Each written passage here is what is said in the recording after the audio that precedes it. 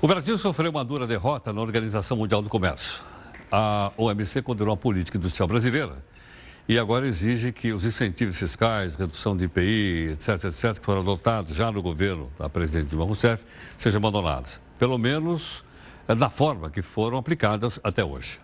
A decisão foi tomada após análise dos pedidos feitos pelo Japão e União Europeia, que alegavam que a política de incentivos fiscais promovidas pelo governo brasileiro para beneficiar os setores de telecomunicações, automóveis e tecnologia é ilegal e afeta empresas estrangeiras de forma injusta.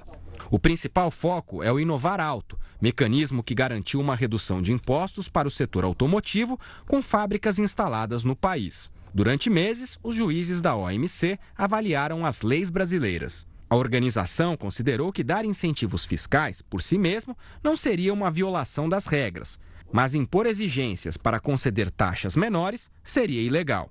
Uma delas obrigaria as montadoras a produzir localmente. Para os juízes, o critério representa uma espécie de subsídio disfarçado e que, portanto, não seria legal. A isenção de IPI foi concedida pelo governo em setembro de 2011 às montadoras que se comprometeram a investir no país e comprar peças locais. No ano seguinte, o plano foi renovado por mais 5 anos. E a isenção não ficou restrita à indústria automotiva. O benefício foi estendido a computadores, smartphones e semicondutores. O Japão e a União Europeia reclamam que as medidas protegem a indústria brasileira, desorientem investimentos e manipulam a balança comercial em detrimento de interesses legítimos das empresas estrangeiras. Em sua defesa, o Brasil alega que os programas estão alinhados com os objetivos e princípios da OMC e não provocam qualquer efeito negativo nas importações. E olha, e por falar no Meirelles, que a gente acabou de mostrar aqui para você, né? Ele disse hoje que o governo ainda está analisando as consequências da decisão da Organização Mundial do Comércio, que considerou ilegais os programas que você acabou de ouvir agora há pouco. No entanto, é bom a gente ouvir o próprio ministro. Foram programas feitos pelo governo anterior. Nós estamos analisando isso com seriedade. Se concluirmos que, de fato, essa mudança é definitiva, etc., esses programas, se tiverem que ser revistos, serão. No entanto, isso ainda foi uma decisão, né, de ontem, né? Portanto, nós ainda estamos num processo de início mais prematuro, começarmos a especular o que faremos, o que faríamos se essa medida de fato for confirmada e os efeitos forem antecipados. O que eu quero dizer é o seguinte: nós estamos fazendo tudo o necessário para que a economia brasileira esteja preparada para enfrentar as situações e quaisquer problemas que possam ter ocorrido no passado ou medidas que precisem ser corrigidas, não serão. Não estou dizendo que nós vamos fazer isso com essas medidas. Bom, para a gente poder entender melhor o assunto, está aqui, gentilmente, o professor Roberto Luiz Trotzer, que é economista e professor da PUC. Professor, boa noite. Obrigado pela participação. Boa noite. Obrigado pelo convite. Obrigado.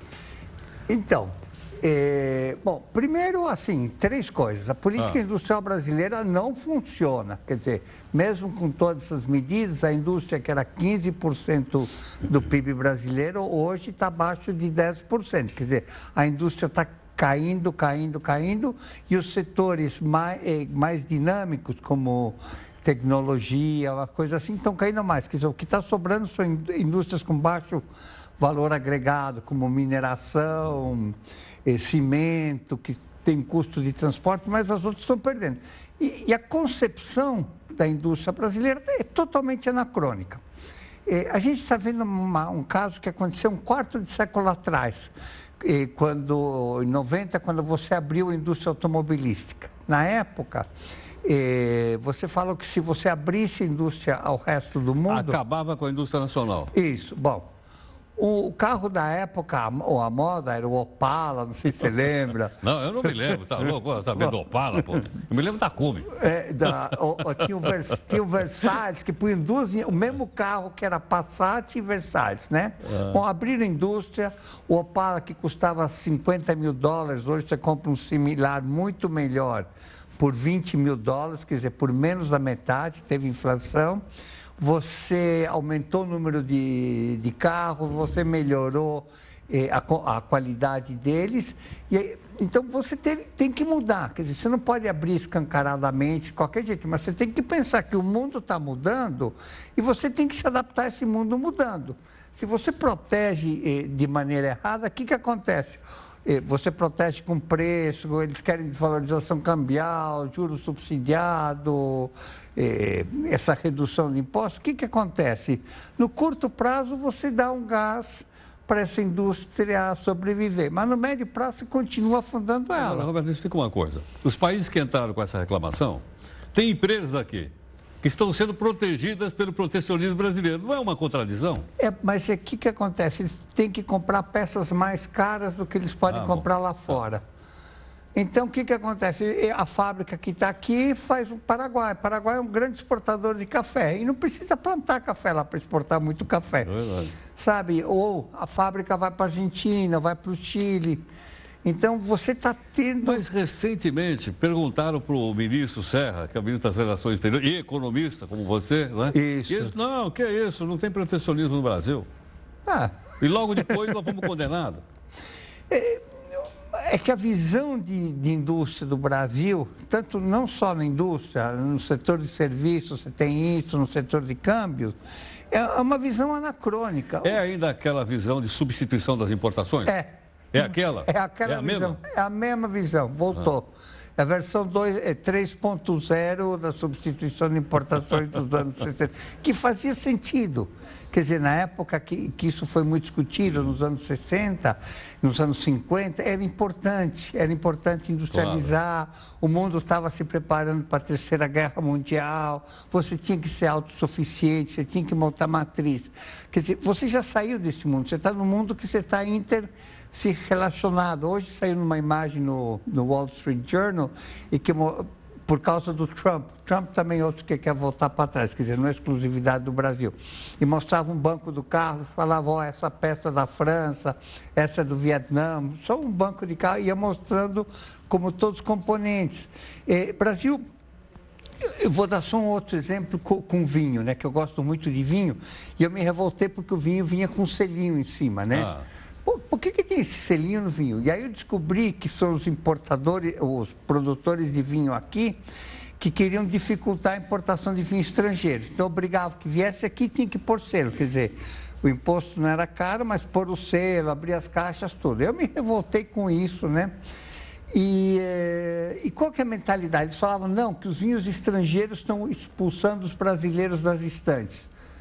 Mentalidade de jirico. O que tem que pensar? Como é que a gente tem que pôr os nossos vinhos do Brasil nas prateleiras do mundo inteiro? Você tem vinho mas bom para isso nós temos que ter qualidade, competição. Mas temos qualidade. Sim, tudo bem. Mas é mais cansativo. Falta ambição, falta vontade, não falta mais cansativo a gente ter que concorrer com os outros? Quando a gente tem um mercado, o mercado está aqui, ninguém está. A gente se protege quando a gente é mais fraco que os outros. Não é o caso. Tem muitas coisas que o Brasil é melhor, tem que se posicionar. É um déficit de ambição dos industriais. Fala, como é que a gente faz para pôr os nossos produtos? Setores como o têxtil, eu apostaria que uma das suas 3 peças de roupa são importadas. Provavelmente. Não vamos entrar no mérito. Essa aqui é da tudo da Record, vou ter que devolver depois do valor. Mas o que acontece? Como é que a gente tem déficit de importação no setor têxtil? O algodão planta aqui, mão de obra é aqui. Eles conhecem melhor a moda. Como é que a gente pode deixar alguém da China vender roupa aqui? Quer dizer, alguma proteção tem que ter. Por exemplo, para se proteger contra um dumping.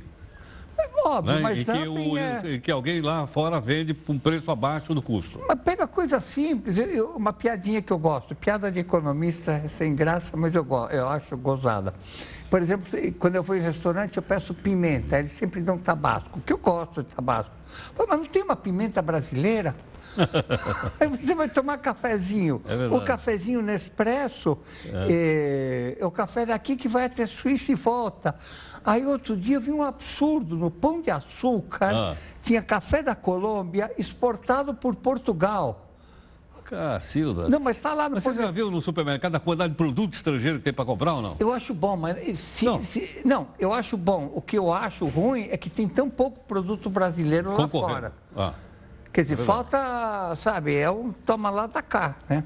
Entendo. Bom, quer dizer, com essa... efetivamente, o que pode acontecer agora? Bom, Nós vamos ter que suspender essas barreiras. Vamos ter que suspender as barreiras, na margem, é pouca coisa que vai acontecer. Mas o que a gente tem que acontecer? Pera, pessoal, se todo mundo faz de um jeito, por que a gente não faz como os países que estão dando certo? Os países que a indústria deles está crescendo. Quer dizer, é o nosso modelo industrial que a gente tem que rever, não adianta ficar vendo aqui e ali. Tá certo. Roberto, vamos conversar mais um instantinho aqui no Portal. Só um instantinho. Perfeito. Aqui conosco o professor e economista Roberto Trotzer.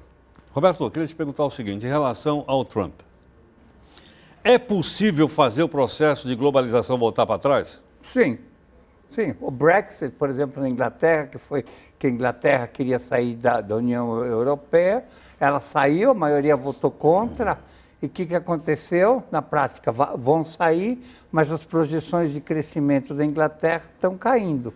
Quer dizer, o Trump, quer dizer, não é o fato do Trump ou a Hillary, o Trump, assim, é simpático, né? Pode ser politicamente incorreto, uma série de coisas. Mas o projeto dele é um projeto retrógrado. É aquilo que a gente estava criticando do Brasil, é o que o Trump quer levar para os Estados Unidos. Mais protecionismo. Ou seja, é o protecionismo. Para poder fazer, vai ter que levantar a barreira protecionista. Você chega no supermercado americano, compra uma escova de dente chinesa por $3. Aí você vai comprar uma escova americana por 15, e aí? Deixa os chineses fazerem escovas de dente, os Estados Unidos faz computador. Mas esse que é o segredo, é mudar. Ele está fazendo um só. Como aqui, a gente está protegendo um passado que não existe mais. O mundo mudou. Quer dizer, no que a gente... E a gente tem muita coisa que a gente pode fazer e competir. Agora, com o pessoal acredita nele, tanto que ele ganhou a eleição. Dizendo, olha, eu vou trazer as fábricas de volta, eu vou arrumar emprego de volta, nós vamos voltar a ser grande de novo, né? Ele foi mais esperto num sentido, quer dizer, em vez de discutir em programas, ele começou a acusar a Hillary, acusar o Obama, que não tinha nascido nos Estados Unidos, a Hillary que tinha... É verdade. Aí a discussão ficou nas pessoas. Em cima dele, ficou na espuma, na verdade, né? Não ficou nos grandes... Nos grandes temas. E isso que fez ele ganhar. A Hillary, em vez de começar a atacar ele, chamar ele falou, vou te prender. E todo mundo achou divertido. Né? Que candidato a presidente antes na história do país, eu vou te pôr na cadeia se eu ganhar. Mas, então, em vez do foco ser sobre os temas de campanha, obrigar uma reflexão, foi sobre as pessoas. A Hillary perdeu, porque ele é um cara da mídia, ele fazia um programa de televisão, é um cara charmoso, quer dizer, então, quem perdeu a eleição... Até as mulheres votaram nele depois de tudo que ele falou? Porque ele é simpático. Você conhece algum malandro que não seja simpático? Malandros são todos simpáticos. São todos simpáticos, né?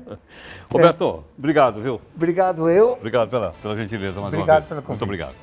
Bom, aí está a participação do Dr. Roberto Trotzer conosco, né, para a gente poder entender um pouco melhor uma questão importante para o nosso país, para você também poder refletir a respeito e, mais do que isso, formar sua opinião a respeito do tema. A gente volta já já.